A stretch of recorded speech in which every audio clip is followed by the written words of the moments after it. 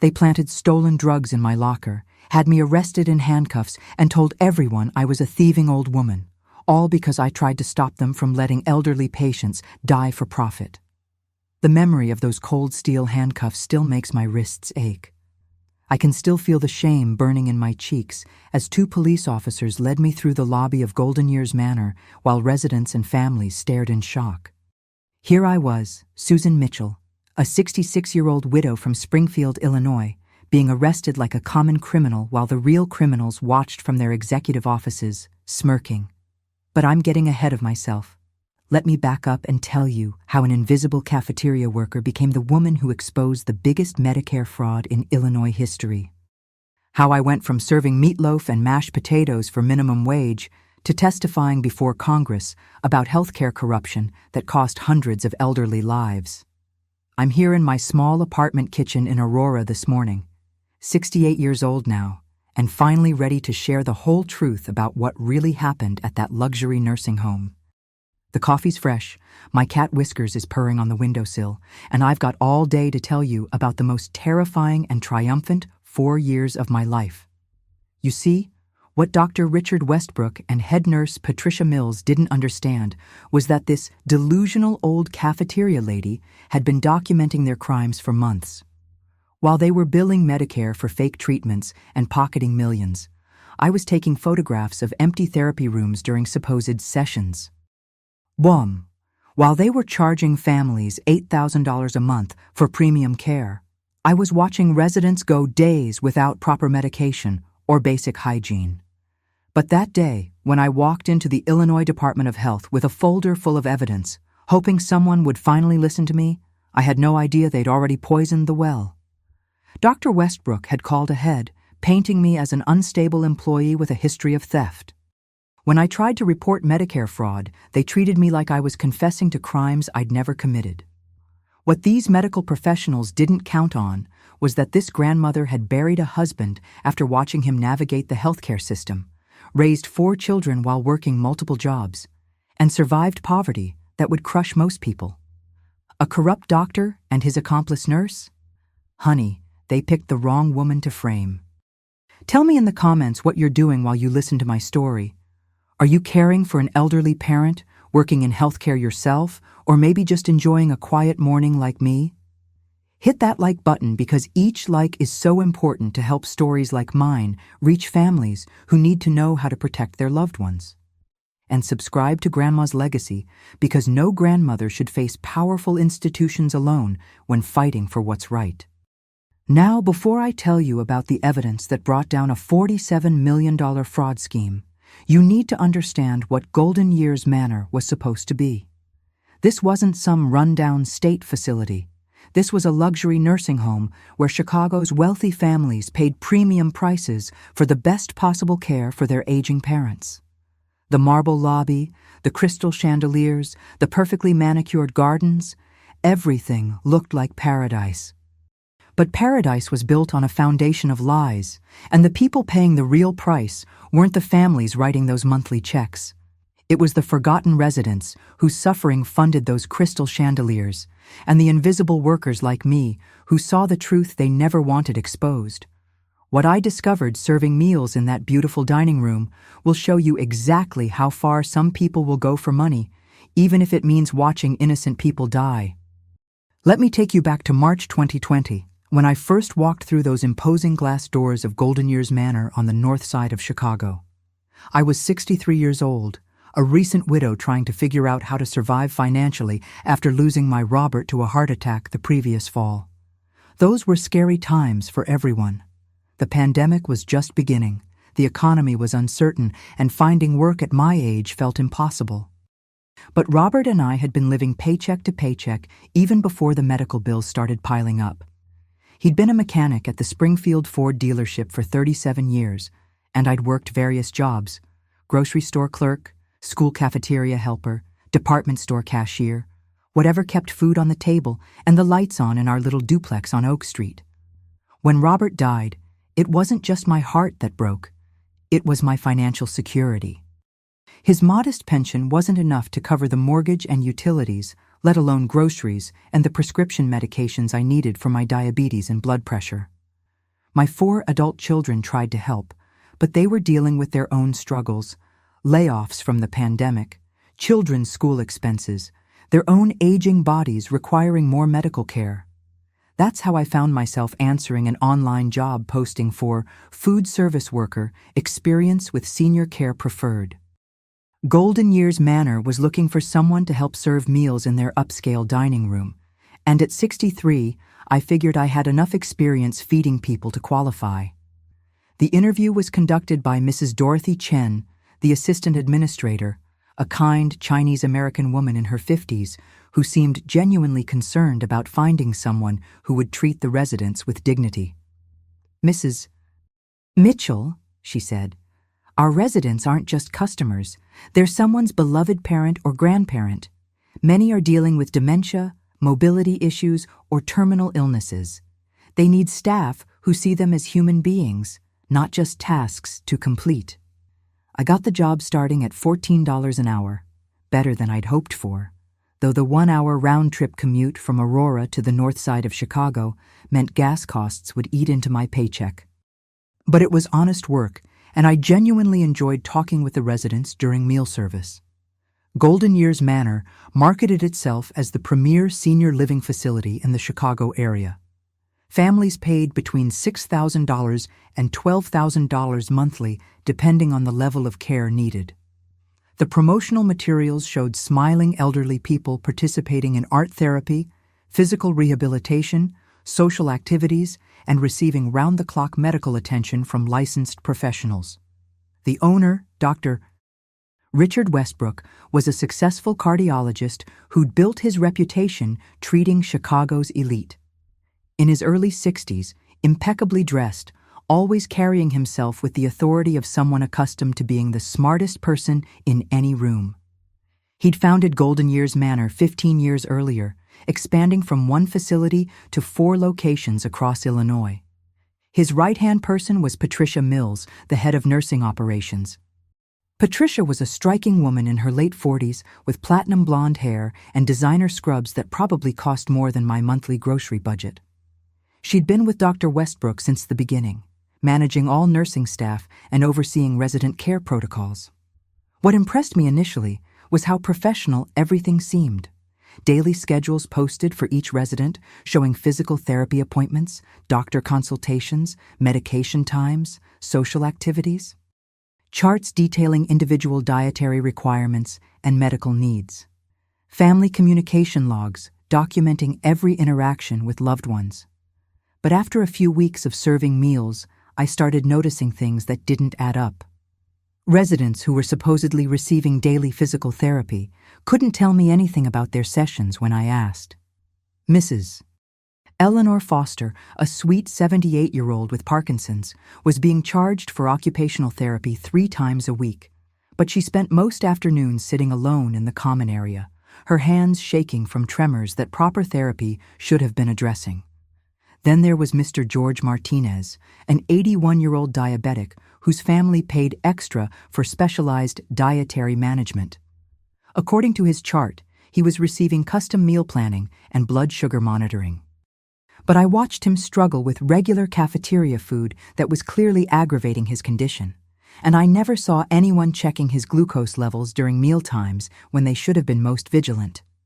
The red flags became impossible to ignore when I started paying attention to the specialist visits that were supposedly happening regularly. Dr. Lisa Park, the neurologist who allegedly saw dementia patients twice monthly, was charging Medicare and families thousands of dollars per visit. But during my 6 months working day shifts, I never once saw her in the building. Neither had any of the residents I asked. Most troubling was what happened in the skilled nursing wing, where the most vulnerable residents lived. These were people with advanced dementia, terminal illnesses, or severe mobility limitations who required constant medical supervision. Their families were paying top dollar for intensive care, but the nursing ratios were dangerously low, and I watched residents go hours without basic attention. But it wasn't until I discovered what was really happening to the Medicare billing that I understood the full scope of what Dr. Westbrook and Patricia Mills had built at Golden Years Manor. What I found would prove that sometimes the most expensive care is also the most deadly. The first time I realized something seriously wrong was happening came on a Tuesday morning in September 2020, about 6 months after I'd started working at Golden Years Manor. I was setting up breakfast in the main dining room when I overheard Patricia Mills on her phone near the nurses' station. "David, we need to increase the PT billing for Unit C this month. Show daily sessions for all 23 residents, Monday through Friday." She paused, listening. "I don't care if half of them can barely sit up. Medicare doesn't audit individual sessions, they just pay the claims. Make sure the documentation looks complete." I froze with a stack of plates in my hands. Physical therapy billing for residents who couldn't sit up? I'd been serving meals to Unit C for months. These were people with advanced dementia and severe physical limitations. Most couldn't even feed themselves, let alone participate in therapy sessions. Over the following weeks, I started paying closer attention during my shifts. The physical therapy room, which should have been busy with daily sessions for dozens of residents, was empty most of the time. When I asked Melissa, one of the younger nurses, about it, she looked uncomfortable. "Susan, you didn't hear this from me, but we're supposed to document therapy sessions whether they happen or not. Patricia says the residents are too sick to participate, but their families are paying for the services, so we have to show something." That conversation haunted me for days. These families were paying thousands of dollars monthly for services their loved ones weren't receiving. But worse than the financial fraud was what I was seeing happen to the residents themselves. Mrs. Margaret Walsh, an 84-year-old with moderate dementia, was being charged for daily cognitive stimulation therapy at $150 per session.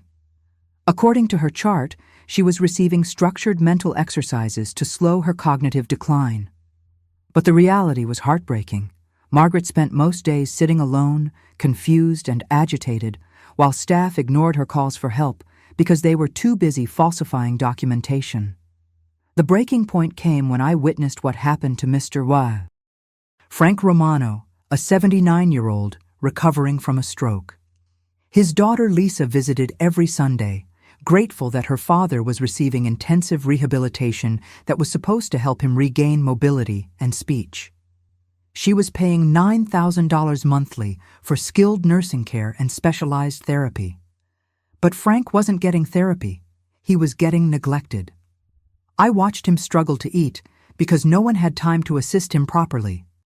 His speech therapy sessions, billed at $200 each, consisted of being placed in front of a television while the therapist worked on billing paperwork.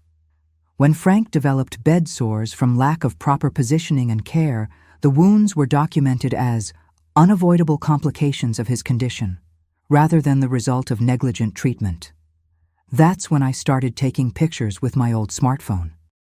Not of private medical information, I wasn't trying to violate anyone's privacy, but of empty therapy rooms during scheduled session times, staff members filling out fake treatment logs, and residents who were supposedly receiving intensive care being left alone for hours. The most damning evidence came when I discovered the medication fraud. Dr. Westbrook was billing Medicare for expensive drugs that residents were never receiving. Injectable medications costing hundreds of dollars per dose were being charged to patient accounts, but the actual medications were being diverted elsewhere, probably sold on the black market. I confirmed this when I started volunteering to help with medication distribution, claiming I wanted to be more helpful during my shifts. What I saw was systematic theft disguised as medical care. Residents with chronic pain were being charged for powerful pain medications but receiving cheap over-the-counter alternatives while their expensive prescriptions disappeared into Dr. Westbrook's personal inventory. But the cruelest part was the comfort care fraud targeting families of dying residents. When elderly patients were in their final weeks, Dr. Westbrook would recommend expensive hospice services and specialized end-of-life treatments. Families, desperate to ensure their loved ones weren't suffering, would agree to additional costs of $2,000 to $5,000 monthly for enhanced comfort protocols. These protocols were complete fiction. Residents died in pain, alone, while their families believed they were receiving compassionate, round-the-clock attention. I'll never forget watching Mrs. Helen Carter die over the course of 3 days, calling for her daughter while supposedly receiving $300 per day specialized grief counseling and comfort therapy that consisted of nothing more than her regular room and minimal pain medication. The final piece of evidence that convinced me I had to act came when I overheard Dr. Westbrook and Patricia Mills discussing their financial performance in the executive conference room during a late shift. "The Medicare numbers are beautiful this quarter," Dr. Westbrook said, his voice filled with satisfaction.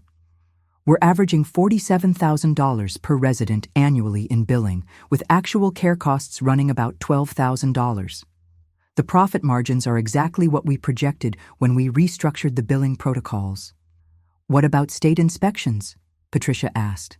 "The families are starting to ask questions about why their parents aren't improving despite all the therapy we're charging for." Dr.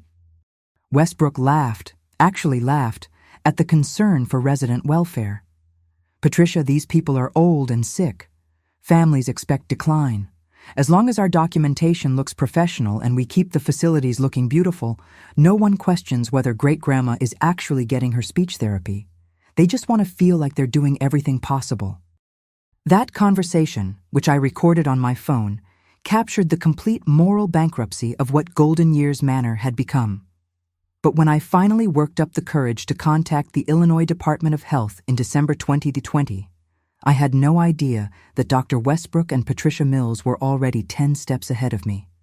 They'd been watching me, suspecting that the helpful cafeteria worker was asking too many questions and spending too much time in areas where she didn't belong. What they did next would nearly destroy my life and teach me exactly how far corrupt people will go to protect a $47 million fraud scheme. January 15, 2021, the day that changed everything and nearly destroyed what little life I had left at 64 years old. I'd been gathering evidence for 4 months, carefully documenting the Medicare fraud, the neglected residents, and the systematic theft that was happening under the beautiful facade of Golden Years Manor. My plan was simple: present everything I'd discovered to the Illinois Department of Health during their annual inspection, which was scheduled for the following week. But Dr. Richard Westbrook and Patricia Mills had been watching me much more carefully than I realized. That Friday morning started like any other. I arrived at 6 a.m. to help set up breakfast service, parking my old Honda Civic in the employee lot behind the building. The January cold was brutal. 15 degrees with a wind that cut through my winter coat like it wasn't there. All I wanted was to get inside, serve breakfast, and make it through another day until I could finally expose what was happening to those vulnerable residents. Patricia Mills was waiting for me in the employee break room, along with 2 people I'd never seen before: a stern-looking woman in a business suit and a uniformed security guard from the company that handled building security. "Susan, we need to talk," Patricia said, her voice carrying that cold authority I'd learned to recognize over the past months. "This is Ms. Jennifer Howard from our legal department and Officer Davis from building security. We've discovered some very serious issues that we need to discuss with you." My heart started pounding, but I tried to stay calm. "What kind of issues?" Ms. Howard stepped forward, opening a manila folder that seemed to contain official-looking documents. "Mrs. Mitchell, we've been conducting an internal audit of medication inventory, and we've discovered significant discrepancies that appear to be connected to your work shifts." I felt the blood drain from my face. "I don't understand." "What discrepancies?" "Controlled substances have been disappearing from our pharmacy storage," Patricia said, watching my reaction carefully. "Powerful pain medications, anti-anxiety drugs, sleep aids, medications that have significant street value. The timing of these thefts corresponds exactly with your employment here." Officer Davis was standing between me and the door now, his hand resting casually on his radio. "Mrs. Mitchell, we're going to need to search your locker and your vehicle." "Do you consent to that search?" "Of course," I said immediately, because I had absolutely nothing to hide. "Search whatever you want. I've never taken anything from this facility except my paycheck." But even as I said the words, a terrible understanding was beginning to dawn on me. This wasn't about missing medications. This was about silencing the person who discovered their Medicare fraud scheme. The search of my locker was conducted with theatrical precision. Ms. Howard documented everything while Patricia Mills and Officer Davis watched. They went through my spare uniform, my lunch bag, my winter boots, my small purse, finding nothing, of course, because there was nothing to find. Then Officer Davis reached into the back corner of my locker, behind my heavy winter coat, and pulled out a small plastic pharmacy bottle that I'd never seen before in my life. "Well, well," Patricia said with fake surprise that was so obviously rehearsed it would have been comical if it weren't destroying my life. "OxyContin, 80 milligrams. This is one of our missing bottles, Susan." "How do you explain this?" "If you're feeling the injustice and setup happening to me right now, show your support. Hit that like button, comment if you've ever been falsely accused of something, and subscribe because we strong women need to stick together when powerful people try to silence our truth." "I've never seen that bottle before," I said, my voice shaking with fear and anger. "Someone put that there." "I don't even know what OxyContin looks like. I take generic blood pressure medication and metformin for diabetes. You can check my medical records." But Ms. Howard was already taking photographs, documenting the evidence, while Patricia Mills called the police. "I'm sorry, Susan, but we have to take this very seriously. Medication theft is a felony, and we have vulnerable residents whose lives depend on proper pharmaceutical security." The next 2 hours were the most humiliating of my entire life. First, the police arrived. 2 officers who treated me like I was a dangerous criminal rather than a 64-year-old grandmother who'd never gotten so much as a speeding ticket. Then the questioning, where every explanation I gave was met with skeptical looks and notes written in official reports that would follow me for years. But the worst part was the perp walk through Golden Years Manor as they arrested me. Residents I'd been serving meals to for 10 months watched in confusion as I was led through the dining room in handcuffs. Mrs. Eleanor Foster, the sweet woman with Parkinson's whose tremors I'd been documenting as evidence of her lack of proper therapy, looked at me with such disappointment that it broke my heart. "I trusted you, Susan," she called out as the officers led me past her table. "How could you steal from us?" As we passed the nurse's station, I saw Dr. Westbrook emerge from his office with a look of perfectly crafted concern and disappointment. "I'm so sorry this happened," he said loudly enough for everyone to hear. "We trusted Mrs. Mitchell, but it appears her financial situation led her to make some very poor choices. We'll be reviewing all our security protocols to make sure this never happens again." The final insult came as they were loading me into the police car. Patricia Mills approached the passenger window and spoke just loudly enough for me to hear. "You should have minded your own business, Susan. Old ladies who ask too many questions sometimes find trouble they weren't looking for." That's when I realized this wasn't just about protecting their Medicare fraud. This was about sending a message to anyone else who might be tempted to speak up about what was happening at Golden Years Manor. But as I sat in that police car, facing felony charges that could put me in prison for years, Dr. Westbrook and Patricia Mills made one crucial mistake. They assumed that destroying my reputation and threatening me with jail time would be enough to silence me permanently. What they didn't know was that this stubborn grandmother had spent months preparing for exactly this moment, and their attempt to frame me was about to become the evidence that brought down their entire criminal empire. Sitting in that jail cell on January 15, 2021, charged with felony theft of controlled substances, I had a choice to make that would determine whether justice would be served or whether Dr. Westbrook and Patricia Mills would continue destroying lives for profit. The Cook County Jail wasn't designed for 64-year-old grandmothers with diabetes and high blood pressure.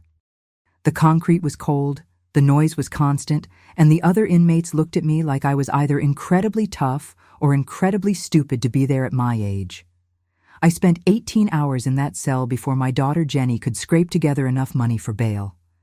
But those 18 hours gave me time to think clearly for the first time since the arrest. Dr. Westbrook and Patricia Mills had made a critical error. They'd underestimated exactly how much evidence I'd already gathered and where I'd hidden it. See, I'm not just a cafeteria worker who stumbled onto Medicare fraud. I'm a woman who'd spent 38 years married to a mechanic who taught me that when something looks wrong, you document everything before you try to fix it. Robert always said, "Susie, people lie, but evidence tells the truth." For 4 months, I'd been following Robert's advice. Every fake therapy session, every missing medication, every neglected resident, I documented it all. But I hadn't kept that evidence in my locker, my car, or even my apartment where they could find and destroy it.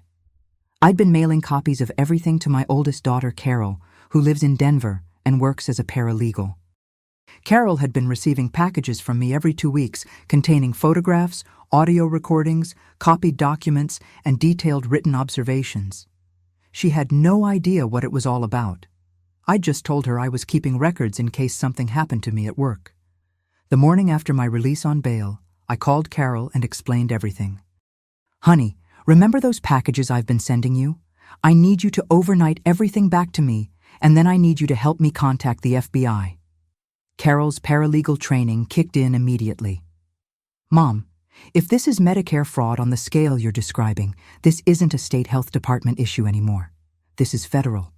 We need to contact the FBI's Healthcare Fraud Unit and possibly the Office of Inspector General for Health and Human Services." While waiting for my evidence to arrive from Denver, I did something that scared me more than the arrest had. I contacted other families whose loved ones were residents at Golden Years Manor. Using the visitor logs I'd memorized during my months of work, I started making phone calls. "Mrs. Rodriguez? This is Susan Mitchell. I used to serve meals to your father at Golden Years Manor. I know this might sound strange, but I need to ask you some questions about the care he's been receiving." Those conversations were heartbreaking, but illuminating. Family after family told me the same story. They were paying premium prices for services their loved ones clearly weren't receiving. Parents who were supposedly in daily physical therapy couldn't move any better than when they'd arrived.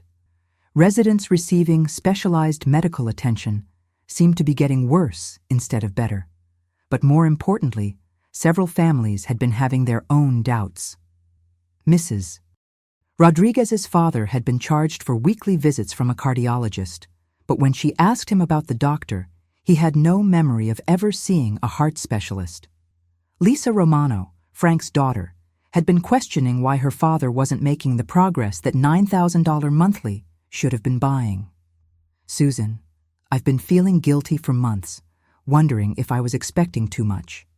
But you're telling me the therapy sessions I'm paying for aren't actually happening." By the time my evidence packages arrived from Carol, I had contacted 12 families, and 11 of them were ready to join me in filing complaints with federal authorities. We weren't just talking about one disgruntled employee making accusations anymore. We were talking about a pattern of systematic fraud that multiple families could corroborate. The moment that changed everything came when I called the FBI's Chicago field office and asked to speak with someone about healthcare fraud. Agent Maria Santos, ironically the same last name as my former supervisor at the cleaning company, listened to my story for over an hour. "Mrs. Mitchell," she said when I finished explaining everything, "what you're describing could be one of the largest Medicare fraud schemes we've encountered in Illinois. But I need you to understand something. Doctor, Westbrook has already filed complaints against you with the State Medical Board and the Attorney General's office, claiming you're a disgruntled employee making false accusations to cover up your own theft." "Agent Santos," I replied. "I expected them to try to destroy my credibility. That's why I spent 4 months documenting everything before I made any accusations. I have photographs, audio recordings, witness statements from families, and documentation of billing discrepancies that you can verify independently through Medicare records." What happened next was like something out of a movie. Agent Santos arranged for me to meet with a team of federal investigators, including specialists from the Department of Health and Human Services Office of Inspector General. When I walked into that conference room with boxes of evidence, I watched their expressions change from polite skepticism to serious concern to outright anger as they realized the scope of what Dr. Westbrook and Patricia Mills had been doing. Mrs. Mitchell, the lead investigator said, after reviewing just the first box of evidence, we're going to need you to wear a wire. That's when I knew my decision to fight back instead of staying quiet was about to transform from personal vindication into a federal case that would save countless lives. But what I didn't know was that going undercover at my age, with felony charges hanging over my head, would be the most terrifying and dangerous thing I'd ever done. 3 weeks after my arrest, I was back at Golden Years Manor, but this time, I was wearing an FBI wire and working undercover to help federal agents gather evidence that would shut down a criminal conspiracy worth $47 million. The wire itself was smaller than I'd imagined, hidden in the button of my cafeteria uniform shirt. Agent Santos had trained me on how to activate it discreetly and how to guide conversations toward topics the investigators needed on record. My new job title was officially Temporary Food Service Worker pending resolution of legal issues, but my real job was gathering evidence that would put Dr. Westbrook and Patricia Mills in federal prison. Dr. Westbrook had allowed me to return to work because he thought I was broken. In his mind, the arrest and public humiliation had turned me into exactly what he wanted: a scared old woman who would keep her mouth shut and be grateful for any job that would hire someone facing felony charges. "Susan," he said during my first day back, his voice dripping with fake sympathy, "I want you to know that we're willing to give you a second chance. Everyone deserves an opportunity for redemption. Just focus on your work, stay out of areas where you don't belong, and we'll consider this unfortunate incident a lesson learned." If only he knew that his lesson learned comment was being recorded by federal agents who were building a case that would destroy everything he'd built. But wearing a wire as a 64-year-old woman was more terrifying than I'd expected. Every conversation felt like I was walking on a tightrope. I needed to gather evidence without raising suspicion, and one wrong word could blow my cover and potentially put me in physical danger. The breakthrough came during my second week back, when Patricia Mills made the mistake of treating me like I was too stupid and too defeated to be a threat. "Susan, I need you to help me with something," she said, leading me to her office after the lunch service. "We're having some issues with our documentation, and I need someone I can trust to help organize some files." What she showed me was a filing system that contained the real records alongside the fake ones they submitted to Medicare. For every resident, there were 2 sets of documents: the authentic medical records showing minimal care and declining health, and the fraudulent billing records showing extensive therapy sessions, specialist consultations, and medical treatments that never happened. "This is our internal filing system," Patricia explained, apparently convinced that I was too scared and too grateful to be suspicious. "The files on the left are for our reference. They show what's actually happening with residents. The files on the right are what we submit to insurance and Medicare. Sometimes there are discrepancies, but that's just how healthcare billing works. You understand?" I understood perfectly. She was showing me evidence of systematic fraud while asking me to help organize it. "Of course, Patricia. I'm just grateful to be working again after what happened." Over the following days, I photographed dozens of those double filing systems while supposedly organizing paperwork. The evidence was damning. Residents who hadn't received physical therapy in months showing daily sessions on their Medicare billing. Medications that were never dispensed being charged to patient accounts. Specialist visits from doctors who'd never set foot in the building. But the most heartbreaking discovery was what they called the death files, documentation showing that residents who died under questionable circumstances had their final weeks falsified to show expensive end-of-life care that never occurred. Mrs. Helen Carter, the woman I'd watched die alone and in pain, had supposedly received $8,000 worth of specialized comfort therapy and grief counseling during her final month. The real records showed she'd been given minimal pain medication and died without family present because no one had bothered to call them when her condition deteriorated. The evidence that sealed Dr. Westbrook's fate came when I overheard him on a conference call with the other Golden Years Manor facilities. He was training the staff at their suburban locations on how to maximize Medicare billing without triggering audits. "Remember, Medicare pays based on documentation, not outcomes," His voice was clear through my wire as I cleaned the conference room next door. As long as your paperwork shows consistent therapy and medical intervention, they'll pay the claims. Whether residents actually improve is irrelevant. We're billing for services provided, not results achieved. That recording, combined with the thousands of photographs and documents I'd gathered, gave federal investigators everything they needed.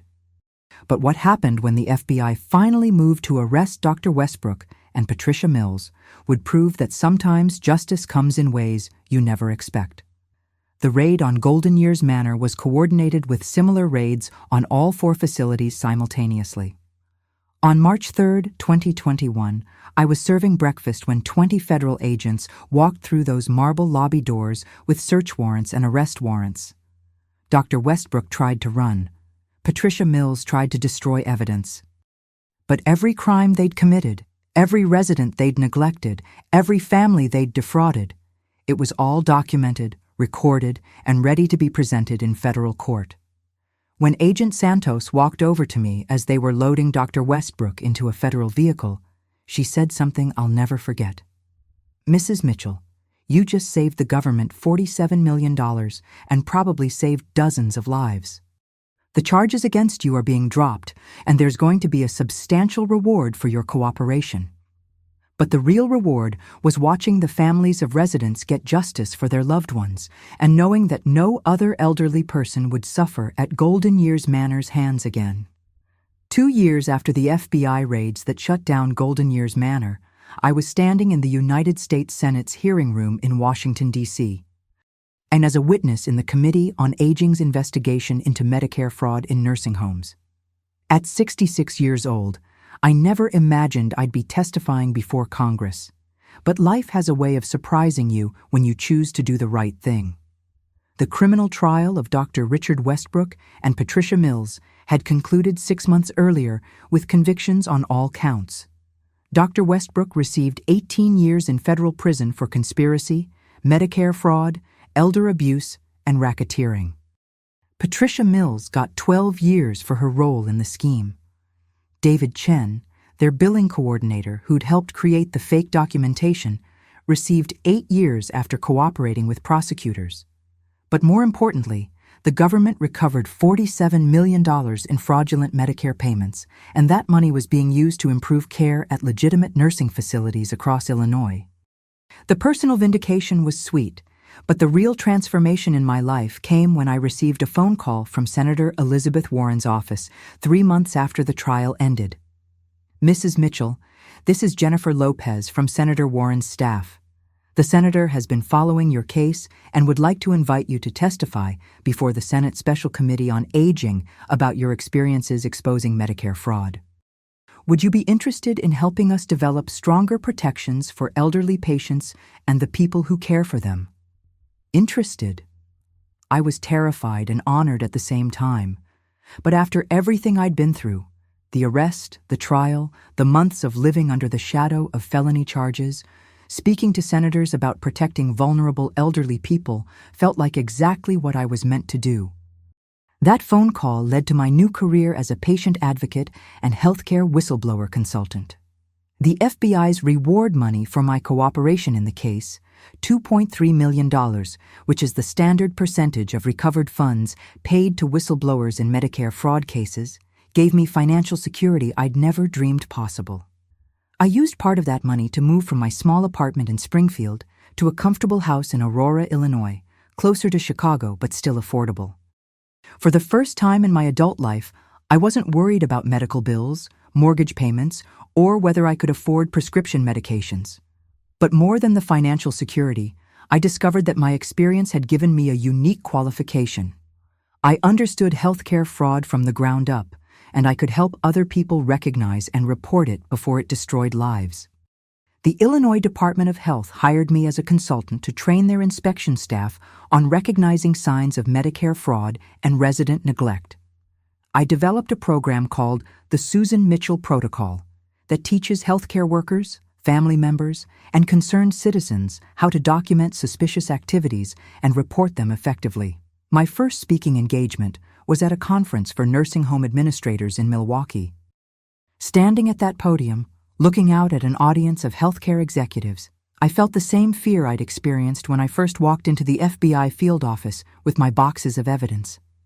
2 years ago, I was a minimum wage cafeteria worker who most of you wouldn't have noticed if I served you coffee, I began. Today, I'm here to tell you that invisible employees see everything. And if you're committing, I used part of that money to move from my small apartment in Aurora to a comfortable house in Naperville, Illinois, closer to Chicago's healthcare advocacy organizations where much of my new work was based. For the first time in my adult life, I wasn't worried about medical bills, mortgage payments, or whether I could afford prescription medications. But more than the financial security, I discovered that my experience had given me a unique qualification. I understood healthcare fraud from the ground up, and I could help other people recognize and report it before it destroyed lives. The Illinois Department of Health hired me as a consultant to train their inspection staff on recognizing signs of Medicare fraud and resident neglect. I developed a program called the Susan Mitchell Protocol that teaches healthcare workers, family members, and concerned citizens how to document suspicious activities and report them effectively. My first speaking engagement was at a conference for nursing home administrators in Milwaukee. Standing at that podium, looking out at an audience of healthcare executives, I felt the same fear I'd experienced when I first walked into the FBI field office with my boxes of evidence. 2 years ago, I was a minimum wage cafeteria worker who most of you wouldn't have noticed if I served you coffee, I began. Today, I'm here to tell you that invisible employees see everything, and if you're committing fraud, we're going to catch you. The response was immediate and powerful. Healthcare workers from across the Midwest started contacting me with their own concerns about facilities where they worked. I helped a physical therapist in Wisconsin document billing fraud for services never provided. I assisted a nurse's aide in Michigan who discovered medication theft similar to what I'd seen at Golden Years Manor. Each case I helped expose led to investigations that protected vulnerable elderly residents and saved taxpayers millions in fraudulent Medicare payments. But perhaps the most meaningful part of my new life was reconnecting with the families whose loved ones had been victims of Dr. Westbrook's scheme. Lisa Romano, Frank's daughter, who'd been paying $9,000 monthly for her father's fake therapy, became one of my closest friends and allies in advocating for nursing home reform. Susan, she told me during one of our regular coffee meetings, you gave my father dignity in his final years by ensuring his story was heard.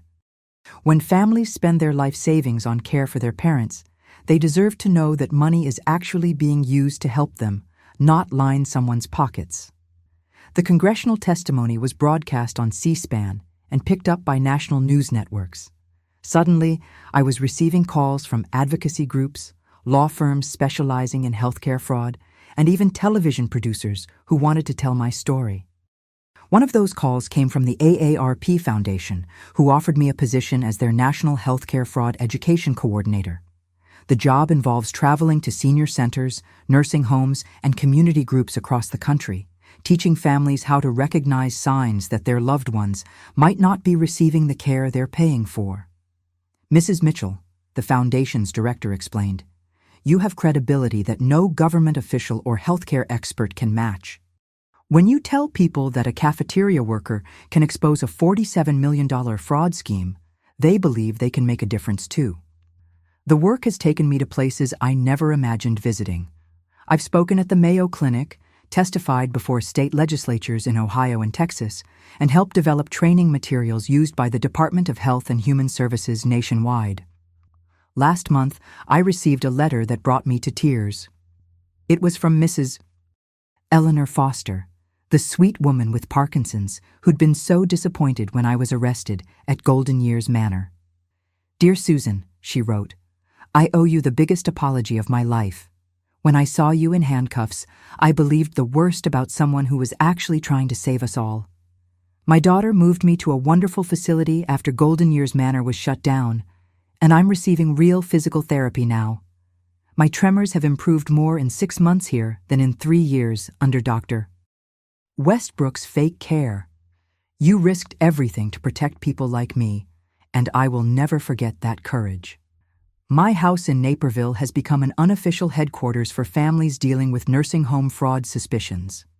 My dining room table is usually covered with documents, photographs, and evidence that concerned family members bring to me for review.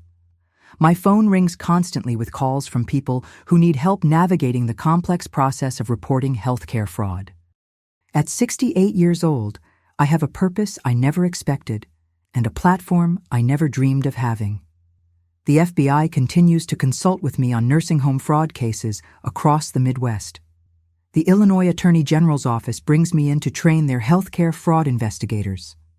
Law schools invite me to speak to future attorneys about the realities of elder abuse and medical fraud. But the most satisfying part of my new life is the prevention work, helping families recognize problems before their loved ones suffer or die from neglect.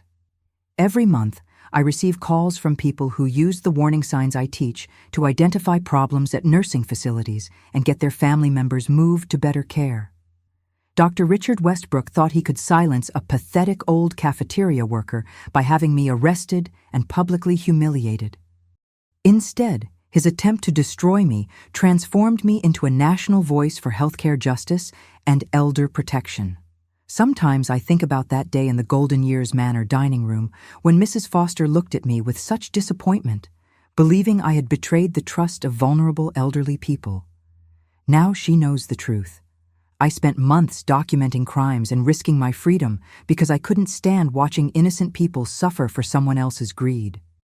The woman who started serving cafeteria food to make ends meet became the woman who brought down a criminal empire and now protects thousands of elderly Americans from similar exploitation.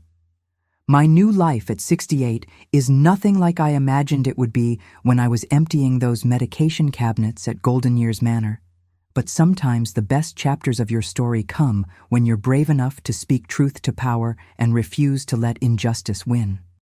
As I sit here in my comfortable kitchen in Naperville this morning, looking at the stack of thank you letters from families whose loved ones are now receiving proper care because of the work I've helped accomplish, I want to share the most important lessons I've learned from this incredible journey that transformed my life at 63 years old. First, never underestimate the power of paying attention. For months at Golden Years Manor, I was just the invisible cafeteria lady serving meals and wiping down tables. But that invisibility allowed me to see what the executives thought no one was watching.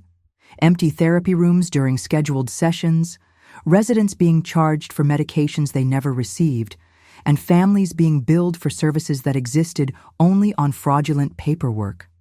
Sometimes the most important witness is the person everyone overlooks. Second, trust your instincts when something doesn't feel right. When I first started noticing discrepancies between what families were paying for and what residents were actually receiving, it would have been easy to tell myself I was just a cafeteria worker who didn't understand complicated medical billing. But my gut told me that when an elderly person with Parkinson's isn't improving despite expensive therapy, when residents die alone despite families paying for specialized comfort care, something is fundamentally wrong. Third, document everything before you speak up. My husband Robert taught me that people lie, but evidence tells the truth. For months, I quietly gathered photographs, recorded conversations, and built relationships with families who could corroborate what I was seeing. When Dr. Westbrook and Patricia Mills tried to destroy my credibility by having me arrested on false charges, I had boxes of evidence that proved every allegation I made. Fourth, doing the right thing will cost you everything before it gives you everything. Those months after my arrest were among the darkest of my life since Robert's death. Facing felony charges, being publicly humiliated, watching residents look at me with disappointment. There were days when I wondered if I should have just stayed quiet and kept serving meals. But knowing that vulnerable elderly people were suffering while criminals got rich made staying silent impossible. Fifth, justice takes time, but it's worth the wait. From the day I first contacted the Illinois Department of Health to the day Dr. Westbrook was sentenced to 18 years in federal prison, nearly 2 years passed, 2 years of legal battles, investigation, testimony, and uncertainty. But every day of that struggle was worth it when I saw families getting justice for their loved ones and knew that other elderly people would be protected from similar exploitation. If this story of courage and justice touched your heart, like this video right now, tell me in the comments about a time when you had to stand up for someone who couldn't stand up for themselves, and subscribe to Grandma's Legacy.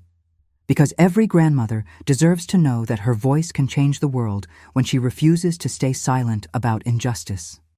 To any woman watching this who works in healthcare, serves elderly people, or cares for aging family members, remember that you see things that administrators and executives miss. Your observations matter, your concerns are valid, and your courage to speak up can save lives. I've learned that it's never too late to find your purpose, never too late to fight for justice, and never too late to discover that an ordinary woman can do extraordinary things when she refuses to let evil win. Sometimes the most important person in any healthcare facility is the one everyone thinks is just there to serve the food. We see everything, we remember everything, and when we finally speak up, we can change everything. Never underestimate the power of a grandmother who's had enough,